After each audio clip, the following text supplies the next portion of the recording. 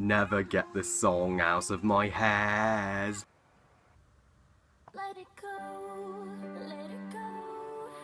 Can't hold it back anymore. Frozen, directed by Chris Buck and Jennifer Lee, and of course is Disney's 52nd animated classic, and tells the story of after the tragic death of their parents, the King and Queen of Arendelle. Elsa is next in line of the throne and is Queen of Arendelle. However, Anna has been shut away from her sister and has been alone in the palace for most of her life after Elsa accidentally injured her in an accident, because Elsa has hiding her secret, her ice powers, and when Anna falls in love with a prince from the neighbouring kingdom Huttons in one day, and Elsa does not give her approval, she accidentally exposes her powers to the whole of Arendelle, and everybody hates her, so she runs away, lives alone, and accidentally starts an eternal winter in her grief. And so it's up to Anna and her friends Kristoff, Sven, and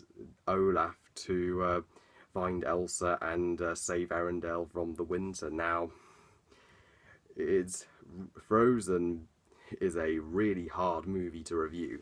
Reviewing this movie is like walking into a landmine. You're either, if you like it, you're either going to piss off the people that hate it or think it's overrated, but if you hate it, you're going to piss off the people that like it.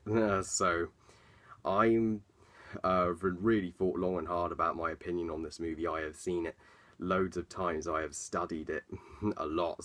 I could certainly go into detail about it now, and at the time I had little anticipation for it. I saw the trailer, I thought, this looks stupid, Disney, why would you do this? But I thought as time went on, actually, maybe it could be good, maybe it could be a success. But when it came out, I had no idea it would become as phenomenal as it is. Now it is the biggest Disney film just ever. Everyone still loves it and talks about it and raves about it today. I cannot believe it. A Disney film hasn't gotten this much praise since The Lion King. And do I think it's a good movie? Yes. Do I think it's a perfect movie? Not really, but it's still really good. It's brought Disney back, it put them back on the map. As of now, Disney is entering a second renaissance, just like their renaissance from the 1990s, and so I'm going to explain why I think this movie's really good, if slightly overrated, but still deserves the praise it gets. What makes this movie bring back classic Disney is the traditional formula that we all love. The Disney princesses, the castles, the handsome princes, the fun comic relief characters, the sensational songs, and beautiful animation. This movie has all that, but with some twists in an original way. The characters, for the most part, are great. Elsa is by far my favourite character in the movie. She is the best thing about this movie, single-handedly. She's by far the most interesting, has the most compelling story, and she's basically the main focus of the film. And Idina Menzel does a terrific job voice acting her, and she's a very sympathetic character, but everybody just shuns her and hates her just because she has this these powers, this gift that she can't control. She wishes she didn't have these powers because it's basically ruining her life. It caused her to accidentally hurt her sister and caused her to be shut away from her sister most of her life. Her own subjects see her as a monster when she's clearly not, and you feel so bad for her. However, when Anna does explain to Elsa that you've accidentally caused this eternal winter upon Arendelle, Elsa just says, I can't, without even trying. Elsa, even if you don't know how yet, you can at least try. If you brought the eternal winter, you can take it away. And Anna's a really fun character too. She's a great female lead, just like Elsa. Disney has always had the best female protagonists, like Ariel, Belle, Jasmine, Snow White, Aurora, Cinderella, and Judy Hopps in Zootopia. And yeah, Anna is up there. She's she's really fun and just wants to enjoy life and meet a man. She's really growing up, and you can understand her motivation for falling in love in just one day, because she's been locked away her entire life. She naturally would want to meet Sir, the first man she sees. The sister relationship is thankfully the main focus of the film, and while it gets it right in parts, most of the time, Elsa and Anna don't share many great scenes together. They're pretty much separated for most of the movie, which is a real shame. If I wish they'd spent the entire movie together, then the sister relationship could have been explored and done much better. Look at how brilliantly done Nani and Lilo's relationship in Lilo and Stitch was. However, it does get the relationship right at the very end of the movie, which I'll talk about soon. And the supporting cast are fun. They're nothing special, but they're fun.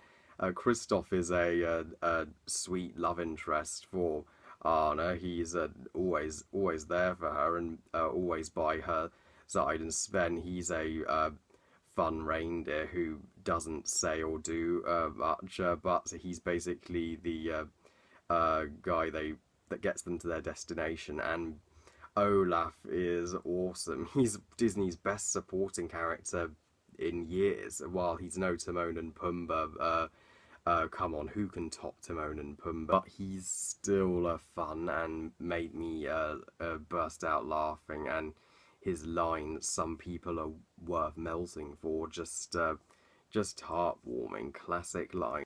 And I'm sorry if many of you disagree with me, but I think Hans was an underwhelming villain. Well, let me just hear me out. So, I mean, the twist was brilliant. I was not expecting him to be the villain of this movie. They hid that brilliantly, and that's a great message to show you shouldn't trust people too quickly before you truly know them. In comparison to all the other Disney antagonists, he's so boring. He has the most cliched, basic motivation a villain can get, to just kill Elsa and Anna to get the throne. However, he did cleverly manipulate Anna. I do like manipulative villains. I'll give him that. And he does do despicable things, just locking her in a room to freeze to death and lying to everyone about Elsa being a monster and trying to murder Elsa at the end. But he never has a lot of presence in the film. He only does this at the very end. That's a real shame, because Disney villains are usually some of the best characters in their original movies. But Hans, he just doesn't, he's completely devoid of screen time. He doesn't have his own villain song, and he has a bland and boring design. And even the way he's defeated is underwhelming. They just push him in the river. Is that it? I have mixed feelings on the movie's story. But like I said, I loved the setup of the great relationship between Elsa and Anna in the beginning. But when Elsa and Anna's parents are killed off, it's way too abrupt. That would be like if Mufasa died in The Lion King and they just immediately moved on. And why do the parents have to die in every freaking Disney movie ever made? Thank God Judy Hopps' parents didn't die in Zootopia. While I like the idea of Frozen being an adventure movie, because most of the second act of the movie is an adventure and a race against time to find Elsa, the adventure aspect feels way too short, and the movie's story, as in general, feels way too rushed. They don't come across many conflicts or challenges, nor great character moments in the adventure. They just really quickly get to the Elsa's ice castle, and then Elsa gets back to Arendelle and for the big climax, and that's pretty much it.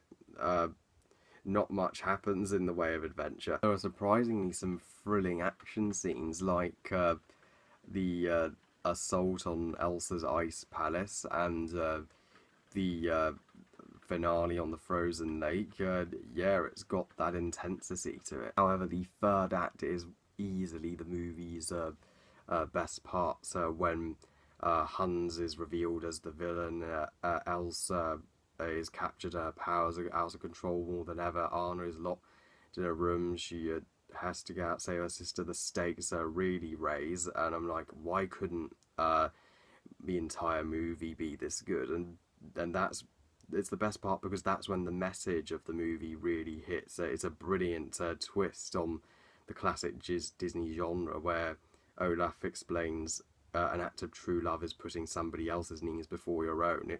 It doesn't necessarily mean you have to kiss a prince. It's sister love, it's family love, which I applaud Disney for finally doing. It's a legitimately brilliant moment when Anna, literally, as she's freezing after Elsa accidentally throws her heart, and she uses her last ounce of her to sacrifice herself for Elsa just in time. And when Elsa's just crying by Anna's frozen body, believing she's killed her own sister, oh, it's truly heart-wrenching. I admit, I teared up. That was the best Elsa and Anna moment of the movie, and the animation of this movie is beautiful. It has the best, most gorgeous, most lush animation I've seen from Disney since The Lion King. This is certainly one of the best looking of their CGI movies. It certainly lives up to the title Frozen, alright, because it feels like winter in every corner.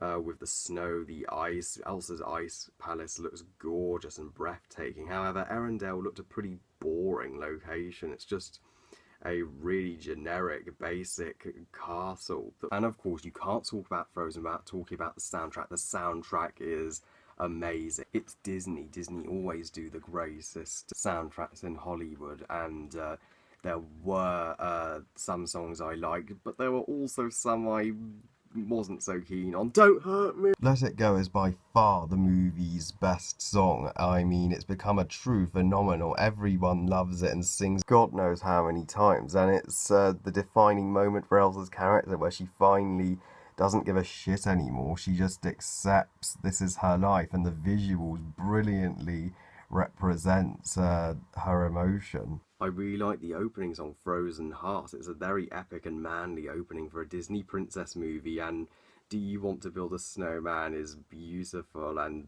so sad, and for the first time in forever is really nice, and helps us understand Anna's motivation for wanting love, and Love is an Open Door. It's decent, not the best song in the movie, but it's fun, and Reindeers Are Better Than People, it's okay, but it wasn't really necessary. And In Summer, it's hilarious.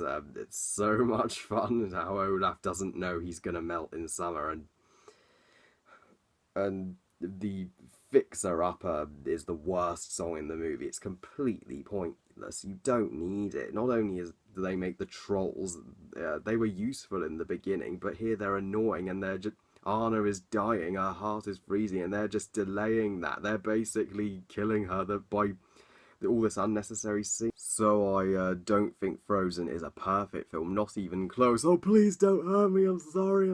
Despite its flaws, I do think it's a really good film. It has an amazing soundtrack and an original twist on the tale, and it brought Disney back brilliantly, and Elsa's hot. I give Frozen 4 stars out of 5. Let's all wish a happy birthday to my sister Lucy in the comments, because this review was made specifically for her 18th. So I love you guys, thank you all for watching, and what do you think of Frozen? Please comment, let me know. Please like this video and subscribe. Please follow me on Twitter and on Google+, and I'll see you all next time. Bye guys.